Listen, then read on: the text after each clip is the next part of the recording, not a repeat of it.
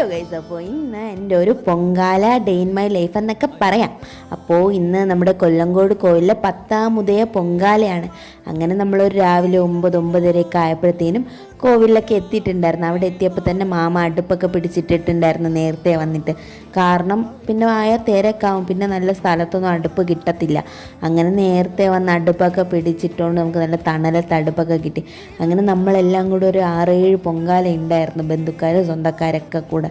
അങ്ങനെ പൊങ്കാലയ്ക്ക് തീയൊക്കെ കത്തിച്ച് ഇതെൻ്റെ 3-ാമത്തെ പൊങ്കാലയാണ്. അങ്ങനെ ഞാൻ പ്രാർത്ഥിച്ചൊക്കെ നമ്മൾ ആഗ്രഹമൊക്കെ പ്രാർത്ഥിച്ചിട്ട് അരിയൊക്കെ ഇട്ട് അങ്ങനെ നമ്മളെ പൊങ്കാലയൊക്കെ നല്ല രീതിക്ക് തിളച്ച് വന്നു. അപ്പോൾ ഒരു സമാധാനം. പിന്നെ നമ്മൾ ശർക്കര പായസത്തിനുള്ള ശർക്കരയൊക്കെ ഉടച്ച് അങ്ങനെയൊക്കെ കൊണ്ടുകൊടുത്തു. പിന്നെ പൊങ്കാലയൊക്കെ സെറ്റാക്കി കഴിഞ്ഞ് നമ്മൾ നേരെ തൊഴാനായിട്ടാണ് പോയത്.